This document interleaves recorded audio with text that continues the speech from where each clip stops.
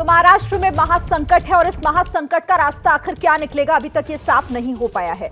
आपको आइए सुनवाते हैं संजय राउत, जो लगातार इस संकट पर शिवसेना की तरफ से, उद्धव ठाकरे की तरफ से कई बार अपनी बात रख चुके हैं। उन्होंने एबीपी न्यूज से बात की थोड़ी देर पहले, क्या कुछ उन्होंने बताया है, उन्हें सुनते हैं। शिवसेना अपने इतिहास के सबसे चुनौती भरे दौर से गुजर रही है। शिवसेना ने इससे पहले भी बगावतें देखी हैं, लेकिन इतनी बड़ी बगावत इससे पहले कभी नहीं हुई। इस संकट से शिवसेना कैसे उबरेगी, इस बारे में बातचीत के लिए मेरे साथ मौजूद हैं शिवसेना के नेता और सांसद संजय राउत जी। संजय जी, सबसे पहले तो ये जानना चाहेंगे कि आज शिवसेना की राष्ट्रीय कार्यकारिणी बुलाई गई थी, जिसमें कई अहम फैसले लिए गए, तो अचानक ये कार्यकारिणी बुलाने का फैसला क्यों लिया गया?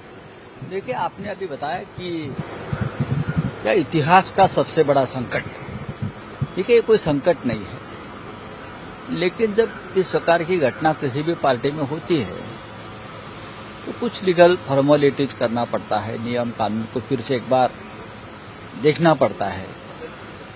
कुछ लोग छोड़कर चले जाते हैं, वो कोर्टबाजी करते हैं। इसके लिए हम आज बैठे, पूरी कार्यकारिणी ने उद्धव ठाकरे जी के नेतृत्व के ऊपर विश्वास व्यक्त किया है और उनको सर्वाधिकार पहले ही थे, उसके ऊपर हमने फिर एक बार कहा कि आप ही हमारे सर्वाधिकारी है। और बहुत से रेजोल्यूशन होते हैं काम के बारे में, आगे क्या करना है, कैसे करना है।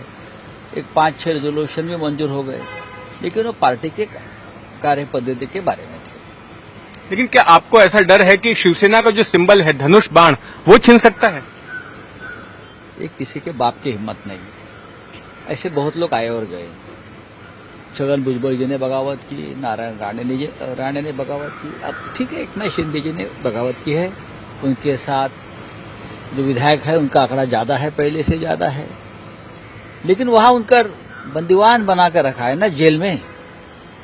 जब मुंबई में आ जाएंगे, हमारे सामने आएंगे, कभी न कभी तो मुंबई में आना पड़ेगा, महाराष्ट्र में आना पड़ेगा। गुवाहाटी से चुनाव नहीं लड़ेंगे ना, या सूरत से चुनाव नहीं लड़ेंगे। चुनाव तो उनको महाराष्ट्र में लड़ना है, चाहे पैसों की कितनी भी ताकत हो। वहां कोई बोलता है 30 करोड़ दिया, कोई बोलता है 50 करोड़ दिया, कोई बोलता है। पैसे से चुनाव अगर जीता जाता तो शिवसेना में इतने गरीब लोग चुनाव नहीं जीतते। शिवसेना उन लोगों को गद्दार कह रही है, तो ये बताइए गद्दारों के खिलाफ अब क्या कार्रवाई होगी? हो गई, हमें बताएंगे। आज तक का शिवसेना का इतिहास है, जो भी शिवसेना से चला गया वापस चुनकर नहीं आया है। आज आप देखो, अभी तक हमने कुछ इशारा भी नहीं किया है, लोग सड़क पर उतर गए हैं। जो गद्दार है उनके घर घर जाकर, उनके ऑफिस जाकर अपना गुस्सा जाहिर कर रहे हैं। अब तक पार्टी की तरफ से कोई इंस्ट्रक्शन, कोई इशारा नहीं है। लेकिन उनका कहना है कि ये ऐसा करके तो ये डराने की कोशिश की जा रही है, और दूसरा उन्होंने ये भी कहा कि हमारा कोई इरादा नहीं है कि हम कोई नए नाम से जो है पार्टी खड़ी करें। उनका कहना है असली शिवसेना तो हम ही हैं, ज्यादातर विधायक हमारे पास हैं। आज उद्धव ठाकरे जी ने कहा है कि अपने बाप के नाम से वोट मांगो। बाला साहब ठाकरे के नाम से वोट मांगने की आपको जरूरत नहीं हो, हमारे बाप है पार्टी के। आप अपने नाम से वोट मांगो ना, हिम्मत है तो। शिवसेना का नाम आपको क्यों चाहिए? ये शिवसेना बाला साहब ठाकरे जी ने बनाई है, हम सब उनके चेले हैं। हमने पार्टी आगे ली है। जो भाग गए वो भाग गए। आप अपनी पार्टी अपनी चलाइए, कोई भी नाम दीजिए, अंतर्राष्ट्रीय नाम दीजिए। जो बाइडेन को अपना नेता चुनिए, आपको किसने रोका है? राउत साहब, 2.5 साल पहले हमने देखा कि आपने काफी अहम भूमिका निभाई थी। आप शिवसेना के दूत के तौर पर काम कर रहे थे, और ये जो 3 पार्टियों का गठबंधन बना, इसमें इन 2.5 सालों के दौरान जो है ऐसी क्या गड़बड़ी हो गई कि एकनाथ शिंदे जाकर ये कहने लग गए कि कांग्रेस और एनसीपी हावी हो गई थी और इसकी वजह से हमें जो है ये छोड़ना पड़ा? जब वो बीजेपी के सरकार में मंत्री थे तब हमें बोलते थे बीजेपी के साथ छोड़ दो, ये बीजेपी शिवसेना को खत्म कर रही है। आपके पास बहुत से वीडियो भी होंगे। अब उनको मुख्यमंत्री बनने का महत्वाकांक्षा है। अभी शिवसेना में मुख्यमंत्री तो एक ही बनेगा किसी भी सरकार में, 2-2 कैसे बनेंगे, 3-3 कैसे बनेंगे? उनके पास इतने बड़े बड़े पोर्टफोलियो दिए हैं, ऐसे बड़े पोर्टफोलियो तो मुख्यमंत्री के पास भी नहीं है। मुख्यमंत्री खाली बैठे हैं, सब उनको दे दिया, और क्या चाहिए? क्या इस बगावत की साजिश बीजेपी ने रची, इसके पीछे बीजेपी है आप कहते हैं? अगर बीजेपी इस साजिश की सूत्रधार नहीं होती तो सूरत में, गुवाहाटी में जो कुछ चल रहा है, हाँ, और खुद मिस्टर एकनाथ शिंदे का जो आया है एक बयान कि हमारे पीछे भारतीय जनता पार्टी की महाशक्ति है, तो ये महाशक्ति का मतलब क्या है? बीजेपी के बिना ये लोग जी नहीं सकते।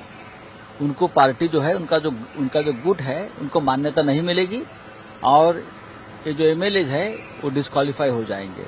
क्या इसके पीछे ये कारण भी है कि कई लोगों के खिलाफ, जितने लोग गए हैं उनमें से ऐसे अनिल परब को छोड़कर ऐसे सभी लोग हैं शिवसेना के जिनके खिलाफ किसी न किसी तरह के केंद्रीय एजेंसियों के मामले चल रहे हैं? ईडी के 7 मामले हैं जो वहां बैठे हैं, 3 इनकम टैक्स वाले हैं, 2 है वो कास्ट सर्टिफिकेट के मामले में फंस गए हैं। ऐसे 10-12 लोग हैं जिनको 2 घंटे में सबको क्लियर कर दिया। क्या वॉशिंग मशीन है बीजेपी के पास? जिसके खिलाफ ये किरीट सोमैया हो या और कुछ हो, दर दिन प्रेस कॉन्फ्रेंस लेकर हमला करते थे। प्रताप सरनाईक के खिलाफ, यशवंत यादव के खिलाफ और भी 2-4 लोग हैं। अब ये लोग क्या करेंगे? अब किसके खिलाफ वो मारेंगे? मुझे बताइए। दिल्ली में गए, 2 घंटे में वॉशिंग मशीन में डाल दिया। ED clear, CBI clear, income tax clear, caste certificate का घपला क्लियर। या ऐसी कौन सी वॉशिंग मशीन है? हमको देखना है कौन सा ब्रांड है ये। तो आपका मतलब सीधे तौर पर ये कहना है कि ये इनके खिलाफ जो मामले चल रहे हैं उससे डरकर ज्यादातर लोगों ने शिंदे का कैंप ज्वाइन किया है? खुद शिंदे भी, उनके ऊपर भी ईडी का मामला चल रहा है। जी, अब आपसे एक ये आखिरी सवाल यह है कि अब शिवसेना का भविष्य क्या आप देख रहे हैं आगे? शिवसेना का भविष्य 56 साल से भविष्य ही भविष्य है। शिवसेना का भविष्य के बारे में किसी को चिंता करने की जरूरत नहीं। शिवसेना का वर्तमान और भविष्य दोनों उज्जवल है। एक सवाल राउत साहब ये है कि लोग इन 2.5 सालों में ये कहते हैं कि भले ही मुख्यमंत्री जो है उद्धव ठाकरे हो, लेकिन सरकार जो है शरद पवार चला रहे थे, सत्ता का रिमोट कंट्रोल उनके हाथ में था। इस आरोप में कितनी सच्चाई है? मुख्यमंत्री होता है, उसका रिमोट कंट्रोल किसी के पास नहीं होता। धन्यवाद। तो आपने सुना संजय राउत को, शिवसेना के प्रवक्ता और सांसद, जो मौजूदा घटनाक्रम के बारे में अपनी बात रख रहे थे। कैमरामैन मनोज जायसवाल के साथ जितेंद्र दीक्षित, एबीपी न्यूज, मुंबई। तो आपने सुना जिस तरीके से यहां पर शिवसेना जो इस वक्त 2 गुटों में बटी हुई नजर आ रही है, यहां बहुत कुछ कहते हुए नजर आ रहे थे। और इसी बीच महाराष्ट्र से ही एक बड़ी खबर आ रही है। महाराष्ट्र की सियासी महाभारत पर लगातार आपको बड़ी खबर हम दे ही रहे हैं, लेकिन मुंबई से बड़ी खबर है। मुंबई में सामाजिक कार्यकर्ता तीस्ता सीतलवाड़ को हिरासत में लिया गया है। तीस्ता को उनके घर से जुहू पुलिस स्टेशन ले जाया गया है। तीस्ता भी सांता क्रूज पुलिस स्टेशन में मौजूद है। पुलिस स्टेशन में गुजरात पुलिस की टीम भी है। जाकिया जाफरी केस में गुजरात की छवि खराब करने के आरोप में तीस्ता को गिरफ्तार किया जा सकता है। हालांकि अभी तीस्ता को अहमदाबाद में हुई जालसाजी के केस में हिरासत में लिया गया है। तो बड़ी खबर है इस वक्त की तीस्ता सीतलवाड़ को गुजरात एटीएस ने हिरासत में लिया है। सीधे रुख करेंगे मृत्युंजय का, ज्यादा जानकारी हमें देंगे मृत्युंजय। जी शिरीन, दोपहर के वक्त गुजरात एटीएस की टीम आज मुंबई में दाखिल हुई। मुंबई के जुहू इलाके में तीस्ता सीतलवाड़ का निवास है और वहां पर एटीएस की टीम दाखिल हुई और उनसे कुछ पूछताछ करने के बाद उन्हें सीधे अपने साथ हिरासत में लेकर गई। और हिरासत में लेकर जाने के बाद स्थानीय लोकल पुलिस स्टेशन है, सांता क्रूज पुलिस स्टेशन, वहां लेकर पहुंची हुई है। अभी इस वक्त तीस्ता सीतलवाड़ सांता क्रूज पुलिस थाने में है और सूत्र बता रहे हैं कि कागजी प्रक्रिया की जा रही है और संभवतः जो एटीएस की टीम है वो तीस्ता सीतलवाड़ को गुजरात ले जाना चाहती है। अभी ये स्पष्ट नहीं हो पाया कि वाकई कारण क्या है या कौन सा केस है, किस मामले में ये कार्रवाई की जा रही है। पर ये जानकारी मिली कि अहमदाबाद में कोई केस है फौजरी का, जालसाजी का, इसी मामले में उनका नाम आया था जिस मामले की कार्रवाई की जा रही है। ठीक है मृत्युंजय, नजर रखिएगा, जैसे कोई अपडेट होगा हमारे दर्शकों तक पहुंचाइएगा। तो तीस्ता सीतलवाड़ जिससे हिरासत में जिन्हें ले लिया गया है और अहमदाबाद भी ले जाया जा सकता है, अपडेट आपको आगे देंगे। बड़ी खबर तीस्ता सीतलवाड़ को लेकर आ रही है। तीस्ता सीतलवाड़ को थोड़ी देर पहले हिरासत में लिया गया था। बड़ी खबर यह है कि उन्हें गिरफ्तार कर लिया गया है और गुजरात ले जाया जा रहा है। तीस्ता सीतलवाड़ को गुजरात एटीएस ने गिरफ्तार किया है। तीस्ता को उनके घर से जुहू पुलिस स्टेशन पहले ले जाया गया था, उसके बाद उन्हें गुजरात पुलिस अब लेकर अहमदाबाद रवाना हो गई है। बड़ी खबर इस वक्त की, तीस्ता सीतलवाड़ को गुजरात एटीएस ने गिरफ्तार कर लिया। सीधे रुख कर लेते हैं मृत्युंजय, ज्यादा जानकारी हमें देंगे। मृत्युंजय, पहले हिरासत और अब गिरफ्तारी भी कंफर्म हो गई है? जी बिल्कुल, जो गुजरात एटीएस की टीम यहाँ पर पहुंची हुई थी, महिला अधिकारी भी साथ में थे। उन्होंने तीस्ता सीतलवाड़ को पहले घर से हिरासत में लिया, पुलिस थाने लेकर गए और सांता क्रूज पुलिस थाने में कागजी प्रक्रिया पूरी की और सांता क्रूज पुलिस स्टेशन को जानकारी दी कि गुजरात से अहमदाबाद में एक केस है जिसमें तीस्ता सीतलवाड़ आरोपी है और उन पर आईपीसी की धारा 468, 473, 194 211, 218 और 120 यानी कॉन्स्पिरेसी, इस प्रकार के आरोप लगे हैं और इस मामले में हमें उन्हें पूछताछ करनी है और हम अपने साथ गुजरात ले जाना चाहते हैं, गिरफ्तारी होगी। ये जानकारी देते हुए यहाँ से ट्रांजिट रिमांड लिया हुआ है और यहाँ से पुलिस से परमिशन ली है और जानकारी दी है लोकल पुलिस को, और गुजरात सिक्किम सीधे हाईवे जो मुंबई अहमदाबाद हाईवे है, वेस्टर्न एक्सप्रेस हाईवे, उस दिशा में रवाना हो चुकी है और जानकारी के मुताबिक 30 सितंबर को अहमदाबाद ले जाया जाएगा और वहां पर आगे जाकर कानूनी प्रक्रिया पूरी होगी। और यहाँ पर चूंकि प्रक्रिया के तहत जो स्थानीय व्यक्ति होता है, अगर दूसरे राज्य में ले जाना होता है उस आरोपी को, तो यहाँ स्थानीय पुलिस थाने में सूचना दी है, तो इसीलिए 30 सितंबर के बारे में स्थानीय सांताक्रूज पुलिस स्टेशन में सूचना दी गई और उसके बाद गुजरात एटीएस उन्हें लेकर निकली है। साथ ही साथ 30 सितंबर जब निकल रही थी वो बार बार एक ही शब्द कर रही थी, आई वॉज असॉल्टेड, ये शब्द लगातार वो कर रही थी, लेकिन पुलिस कर्मियों ने उससे बातचीत करने की इजाजत नहीं दी और वो सीधे गुजरात निकल चुकी है। मृत्युंजय, एक चीज यहाँ पे साफ कीजिएगा, क्या ये जानकारी पूरी तरीके से मिल पाई है? आप कह रहे हैं कि जालसाजी के मामले में गिरफ्तारी हुई है, वो मामला है क्या? देखिए, ये जो एक एफआईआर है, इस एफआईआर में घटना का क्रम 1 जनवरी 2002 से लेकर 25 जून 2022 तक बताया गया है। यानी कि जो गुजरात दंगे का समय था उस समय से लेकर अब तक का समय बताया गया है कि इस समय का ये पूरा केस है और उसमें जो केसेस आईपीसी के सेक्शंस लगाए गए हैं, 120 की कॉन्स्पिरेसी होती है, यानी कई लोगों के साथ मिलकर साजिश करना, आईपीसी 218, 211, 194, 471, 468, तो जालसाजी और इस प्रकार के केसेस हैं और इसके मामले में उनको गुजरात एटीएस अपने साथ लेकर। ठीक है मृत्युंजय, नजर रखिएगा। शुक्रिया फिलहाल आपका इस अपडेट के लिए। तो 30 सितंबर को गिरफ्तार कर लिया गया है और अब गुजरात उनको ले जाया जा रहा है। एक जालसाजी का मामला बताया जा रहा है जिसमें ये गिरफ्तारी हुई है। 2002 के गुजरात दंगों में कांग्रेस के पूर्व सांसद एहसान जाफरी की पत्नी जकिया जाफरी की याचिका सुप्रीम कोर्ट में खारिज होने के बाद अब बीजेपी कांग्रेस पर हमलावर हो गई है। जकिया जाफरी ने 2002 के गुजरात दंगे के मामले में तत्कालीन मुख्यमंत्री नरेंद्र मोदी समेत 59 लोगों को एसआईटी से मिली क्लीन चिट को चुनौती दी गई थी। सुप्रीम कोर्ट का फैसला आने के एक दिन बाद प्रधानमंत्री नरेंद्र मोदी के सबसे पुराने सहयोगी गृह मंत्री अमित शाह ने गुजरात दंगे के लिए गोधरा कांड को जिम्मेदार बताया। ये भी कहा हिंसा को रोकने के लिए सेना बुलाने में एक भी दिन की देरी नहीं हुई। साथ ही कांग्रेस पर कई सवाल भी उन्होंने दागे हैं, जिसके बाद अब एक सवाल भी खड़ा हो गया है जो अमित शाह ने पूछा भी है, जो गृह मंत्री इस सवाल को उठा भी रहे हैं कि क्या ये जो सब कुछ हुआ, जो ये आरोप प्रत्यारोप हुए और ये जो इतनी लंबी जो फहरिस्त थी बयानों की जो सरकार पर, जो प्रधानमंत्री अभी के प्रधानमंत्री और उस वक्त के यानी कि तत्कालीन मुख्यमंत्री नरेंद्र मोदी पर सवाल खड़े कर रहे थे, वो सारी चीजें क्या किसी सियासी फायदे के लिए हुई थी? इसी पर हम चर्चा करेंगे। कई खास मेहमान हमारे साथ इस चर्चा में शामिल होंगे, लेकिन फिलहाल कौन कौन मेरे साथ जुड़ा हुआ है मैं आपको बता देती हूँ। सीपीआई के राष्ट्रीय सचिव अतुल अंजान हमारे साथ जुड़े हुए हैं, आप देख रहे हैं। राजनीतिक विश्लेषक पंकज शर्मा और यहाँ स्टूडियो में संजीव उनियाल जी मेरे साथ हैं। हमारे साथ आप सभी खास मेहमान जुड़े हुए हैं, बहुत बहुत स्वागत आप सभी का। अतुल अंजान जी, शुरुआत आपसे कर लेती हूँ।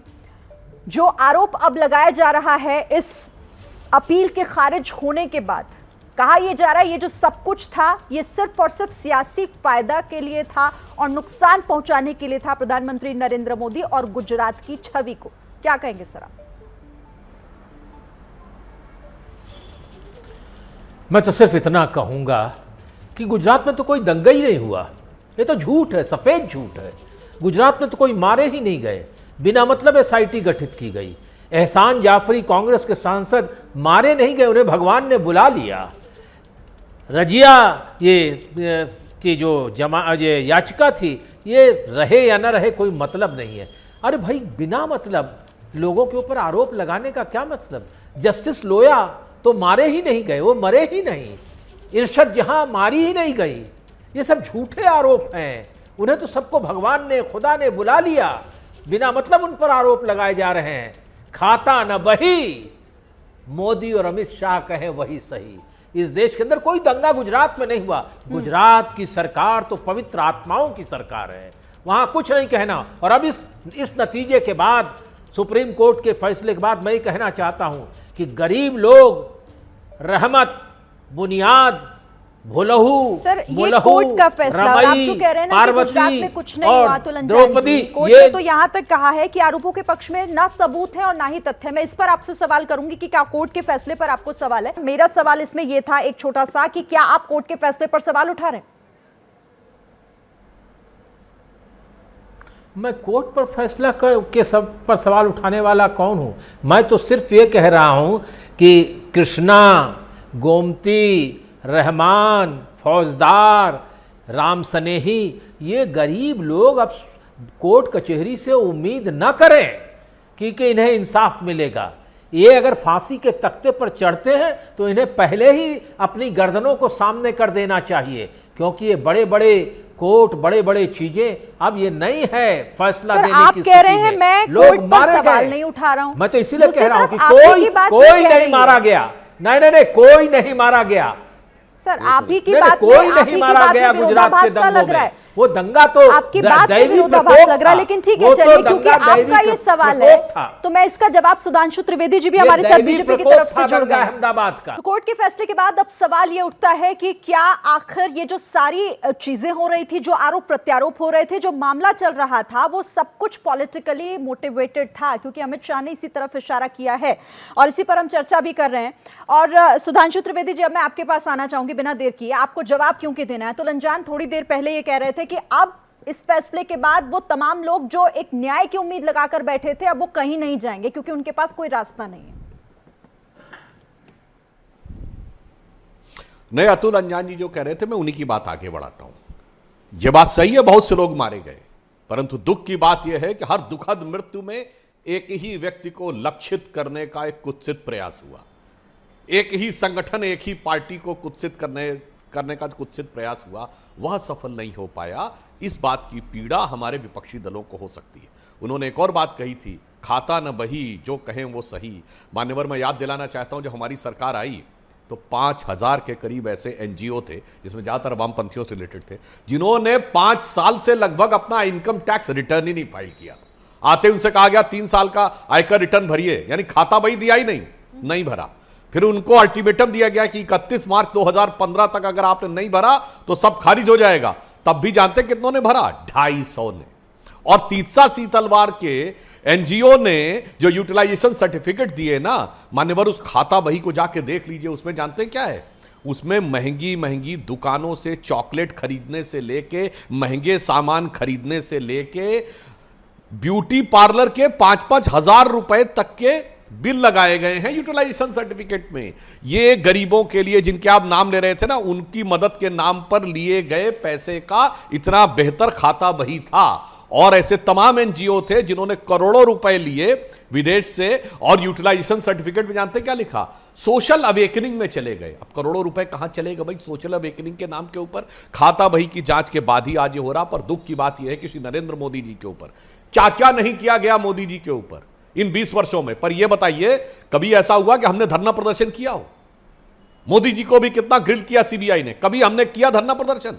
कभी अमित शाह जी के साथ जो कुछ हुआ हमने आके तोड़ फोड़ किया जैसा कांग्रेस वाले कर रहे थे? इससे पहले भी याद करिए, डॉक्टर जोशी जी, अडवाणी जी, कल्याण सिंह जी पे हुआ, कभी हमने क्या किया? हमें पता था कि सारे आरोप फर्जी हैं, कुछ नहीं होने वाला है।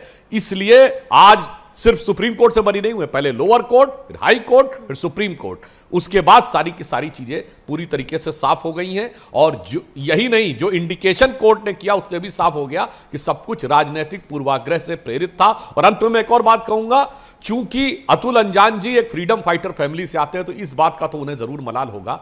मान्यवर, देश तो छोड़िए, अरे विदेशों में 60 सांसदों ने लिख के मोदी जी के खिलाफ भेजा था यूएस कांग्रेस में। भारत की संप्रभुता, भारत की स्वतंत्रता, भारत की स्वायत्तता का इससे बड़ा अपमान क्या हो सकता था कि आप राजनीति में मोदी जी के प्रति द्वेष में किस सीमा तक जाने को तैयार थे, और आज वही लोग आज कोर्ट के द्वारा क्लीन चिट होने के बावजूद उसे स्वीकार करने को तैयार। अतुल अंजान, मैं चाहूंगी आप एक लाइन का काउंटर यहां पर जरूर करें, क्योंकि फिर बाकी मेहमान हैं, उनके पास जाना। देखिए, मैं आपसे पूछ रहा हूं कि जस्टिस लोया कैसे मर गए। मैं पूछना चाहता हूं कि 50,000 रुपए का नुकसान झेलने वाले जय शाह अकस्मात 20,000 करोड़ रुपए के मालिक कैसे हो गए, जिन्होंने कभी क्रिकेट नहीं खेला, बीसीसीआई के जनरल सेक्रेटरी हो गए चूंकि अमित शाह के पुत्र हैं। ये सारा सत्ता का खेल है। मैं ज़्यादा कुछ नहीं कहना चाहता। सुधांशु जी ने जो बात कही वो एनजीओ के बारे में बात कही होगी। न मैं एनजीओ चलाता हूँ, न एनजीओ जानता हूँ, न वामपंथी लोग क्या एनजीओ चलाते हैं और क्या करते हैं, मैं किसी की सफाई नहीं दे सकता। लेकिन इतना जरूर कहना चाहता हूँ कि आपके हाथ स्वयं अटल बिहारी वाजपेयी ने कहा था कि जो अहमदाबाद के दंगे हैं इन्होंने मेरे मुंह में कालिक पोत दी है, मैं दुनिया को कैसे मुंह दिखाऊंगा। सुधांशु जी जवाब दीजिए। देखिए, पहली बात, दुष्प्रचार की एक सीमा होती है मान्यवर। जाके यूट्यूब पे चेक कर लीजिए, जो अटल जी की प्रेस कॉन्फ्रेंस है आज भी अवेलेबल है, बगल में लेफ्ट हैंड साइड में मोदी जी बैठे हैं। अटल जी ने सारी बातें कही, फिर कहा कि राज धर्म का पालन होना चाहिए। मोदी जी ने कहा कि हम वही कर रहे हैं। अगला वाक्य अटल जी का था, मुझे विश्वास है ये वही कर रहे हैं। और देखिए अगला सेंटेंस गायब करके कैसे राजनीति होती है अतुल जी। और अब मैं तो ये भी कहना चाहूंगा, पिनारी विजयन के दामाद में कौन सी ऐसी खूबी थी कि वो विधायक भी हो गए और मंत्री भी हो गए। नाम भूल रहा हूं, कोई मोहम्मद करके उनका नाम है, आपके केरल के मुख्यमंत्री की। ये वो पार्टी है जो कहती हम कैडर बेस्ड पार्टी हैं। आपकी पार्टी को ऐसी क्या खूबसूरती दिखी धर्म को अफीम कहने वाली पार्टी को कि पीरजादा अब्बास सिद्दीकी की पार्टी फुरफुरा शरीफ की गद्दी नशी के कदमों तले कदमबोसी करने लगे जाकर, और बंगाल में उनके साथ सत्ता कर लिया। जब से आप लोगों की नजरें इस ढंग की बनी है ना, तभी से आपको सच दिखना बंद हो गया। ठीक है, अब संजीव उनियाल आपसे रिएक्शन और उसके बाद फिर मुझे पंकज शर्मा जी का रुख करना होगा। देखिए, मैं सिर्फ 2-3 बातें कहूंगा। इस तरह के सुप्रीम कोर्ट के जो फैसले होते हैं उनको अपने आप में आप बड़ी बारीकी से पढ़ सकते हैं। और यहां मैं देख रहा हूं कि एक पैनलिस्ट जो है वो कुछ उसके अगेंस्ट 2 या 3 बातें नहीं कर रहे, वो सरकास्टिक रिमार्क्स कर रहे हैं, उस पर हंस रहे हैं। और इतनी बड़ी पार्टी के इतने कद्दावर नेता हैं, तो मुझे लगता है कि आज अपने आप सोचने का विषय है। शायद इसीलिए ये स्कूल ऑफ थॉट शायद बिल्कुल मार्जिनलाइज हो चुका है। इसी कारण से उपहास करना, ऑब्जेक्शंस करना सुप्रीम कोर्ट को अपने आप में कॉन्टेम्प्ट ऑफ कोर्ट माना जाता है, तब तक टॉलरेबल है। परंतु जब आप इतने बड़े टीवी चैनल पर आके एक सुप्रीम कोर्ट के 3 जज बेंच का एसआईटी के जजमेंट के बाद और एक एक चीजों को उन्हें बड़े तरीके से लिया है। और हम कई बार, मैं क्रिमिनल ज्यूरिस्प्रूडेंस में बीइंग एन एडवोकेट मैं देखता हूं श्रीन की बहुत सी चीजें ऐसी होती हैं कि जब टाइम बहुत इंपॉर्टेंट होता है, वैल्यूएबल टाइम कोर्ट का वेस्ट किया होता है, पैसा वेस्ट किया होता है, सरकारी खजाने का नुकसान हुआ होता है, लगातार जजेस को बैठना पड़ता है, तो ये 20 ईयर्स से चलने वाला मुकदमा और चंद लोगों के कारण, वो हो सकता है कि वो उनको आज डिफेंड भी कर रहे हो, उन्हीं की वजह से इतना प्रोलॉन्ग हुआ। और ये आज फिर भी उपहास कर रहे हैं, कोर्ट पर हंस रहे हैं। क्या कारण है? शासनम दंडेन, शासन दंड से चलना चाहिए। और मुझे लगता है कि अब वो समय आ गया है। लोगों के पास व्हाट्सएप है, लोगों के पास जो है आज मोबाइल फोन है, और आपकी न्यूज चैनल के माध्यम से लोग समझ सकते हैं कि ये सब कुछ क्या हो रहा है। और खुले आम लोग प्राइम मिनिस्टर को 20 ईयर्स तक इतना दिल दुखाते हैं। जिस व्यक्ति ने, आप जानते हैं कि क्या बिल्कुल साफ सुथरा कैरेक्टर है किसी व्यक्ति का, आप उसको लगातार कोर्ट में घसीटना चाहते हैं। ये प्रूव हो चुका है। सुप्रीम कोर्ट ने एक एक चीज को बड़े मद्देनजर और खास तौर से कहा है कि इसकी तहकीकात की जाए, और एटीएस को निर्देश दिया। आज उस निर्देश का पालन किसी सरकार ने नहीं किया। सुप्रीम कोर्ट के फैसले को माना गया है, एटीएस ने उनको उठाया है। और सुप्रीम कोर्ट ने कहा है कि जो भी आरोप है उन आरोपों के पक्ष में ना तो कोई सबूत है और ना ही कोई ऐसा तथ्य मौजूद है, और इसीलिए इसे खारिज किया गया और एसआईटी को इस रिपोर्ट को यहां पर सही माना गया। पंकज शर्मा भी हमारे साथ हैं। पंकज शर्मा, क्या लगता है आपको कि ये जो सब कुछ था, ये सब कुछ पॉलिटिकली मोटिवेटेड था? और क्योंकि अब इसके बाद तो सवाल कांग्रेस पर भी उठेगा, क्या सियासी फायदे के लिए गुजरात और नरेंद्र मोदी पर उंगली उठाई जा रही थी?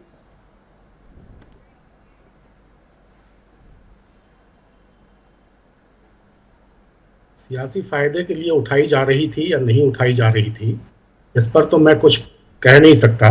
लेकिन मैं इतना जरूर कहना चाहूंगा कि गुजरात के दंगों के दौरान खुद भारतीय जनता पार्टी में नरेंद्र मोदी जी के बारे में क्या क्या बातें कही जाती थी। अभी सुधांशु जी ने जिक्र किया, अटल जी का वो वीडियो हम लोगों ने भी देखा है, जिसमें मोदी जी बगल में बैठे हैं, और जब अटल जी ने कहा कि राजधर्म का पालन होना चाहिए, तो अटल जी को ये बात कहनी क्यों पड़ी? उसके बाद थोड़े गुस्से से मोदी जी कहते हैं कि वही कर रहे हैं साहेब, वही कर रहे हैं। तब जाकर अटल जी ने कहा, हाँ मुझे विश्वास है कि आप ऐसा जरूर करेंगे। तो जब एक वो वीडियो शीर्ष सबने देखा है, नेतृत्व पंकज तक जी। इस तरह का उसमें परसेप्शन था गुस्सा कि गुजरात के और दंगों करेंगे में नहीं, थी, सरकार गुस्सा था, वो क्या था? पंकज जी सुधांशु- करेंगे हाँ, नहीं, वो कर दोबारा रहे देख हैं। लीजिए, उस दोबारा चला लीजिए, दोबारा देख लीजिएगा, कर रहे हैं। दोबारा चला लीजिए उसको। चलिए, देख आपने लीजिए इतना तो उसको माना कि किस अटल जी तरह ने के बोला था, भाव- विश्वास है, किस जो तरह सेंटेंस ही के गायब कर भाव दिया मोदी जाता जी था। के चेहरे पर उस वक्त थे। हाँ, लेकिन देश के प्रधानमंत्री को ये बात मुख्यमंत्री की मौजूदगी में कहनी क्यों पड़ी? और आज अगर आपने अमित शाह जी का, गृह मंत्री जी का इंटरव्यू सुना है, तो उन्होंने भी परोक्ष रूप से ये स्वीकार किया है कि कई बार दंगों के ठीक है, समय आप पर सवाल पूछ रहे हैं कि सरकारों क्यों कहनी पड़ी उस को मंच एक्शन पर? लेने में सुधांशु थोड़ा दी, सा जवाब समय दे लग दीजिए जाता जल्दी है, से। ठीक है पंकज, यानी एक में समय पंकज जी, लगा। सुधांशु त्रिवेदी। मान्यवर, मोदी जी ने जानते क्या किया? मैंने कहा सारी जांच फेस की, वो तो अलग। मोदी जी ने कहा गलती साबित हो तो माफी नहीं मांगना, मुझे फांसी दो। और मान्यवर, एक प्रधानमंत्री वो भी था देश का जिसने 3300 सिखों के, सरकारी आंकड़ा, वैसे तो हजारों मारे गए थे, कत्लेआम के बाद क्या कहा था? बड़ा पेड़ गिरता है तो धरती हिलती है। मैं चुनौती से पूछना चाहता हूं, सेक्युलरिज्म का एक सूरमा बताइए जिसने उस प्रधानमंत्री के खिलाफ कोई एक बयान उस समय दिया हो, और यह बयान नवंबर 1984 में दिया। जितने हमारे विद्वत प्रवक्तागण यहां बैठे हुए हैं, चुनौती से ठीक है। पूछता हूं, ठीक है, 1984 का नवंबर या दिसंबर के महीने का किसी सेक्युलरिज्म मुझे के आपको सूरमा का रुकना होगा बयान। सुधांशु जी, मेरे पास वक्त की कमी है, लेकिन इस बात को लेकर ये सवाल जरूर उठेगा, जिस तरह से अब कोर्ट के फैसले के बाद ये कहा जा रहा है कि पॉलिटिकली मोटिवेटेड था क्या पूरा ये मामला। बहरहाल, सभी का बहुत बहुत धन्यवाद हमारे साथ जुड़ने के लिए।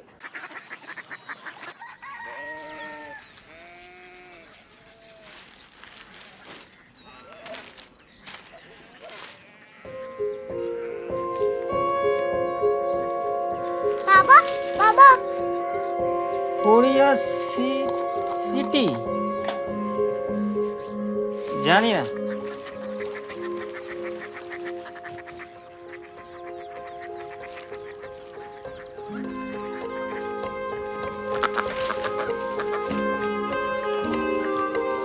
Korea city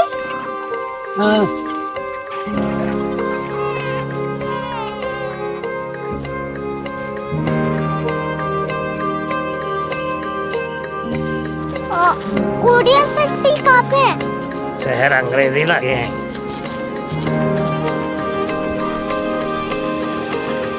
Korea city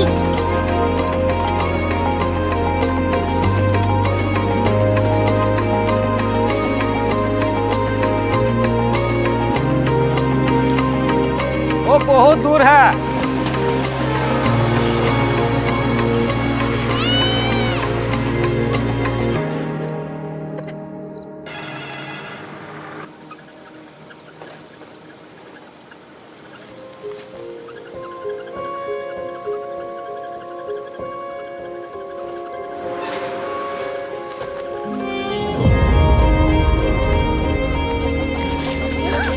Korea city दुनिया को बोलना है, कुछ लोग बड़े होते हैं। कोरिया सिटी कहाँ है? प्रोफेसर साहब को पता होगा। हो, ये छोटा वाला ग्लोब लगता है, और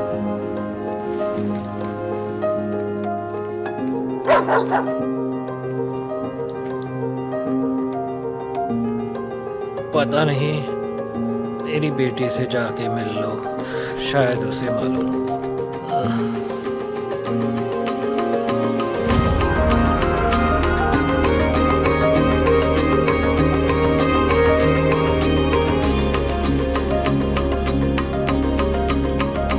हाय,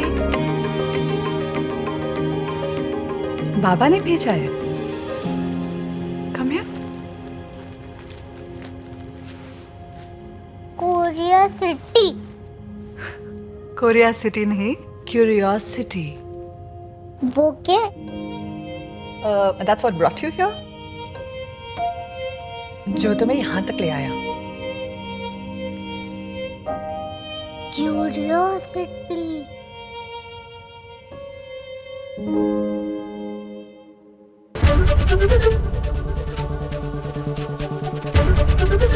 एबीपी न्यूज आपको रखे आगे।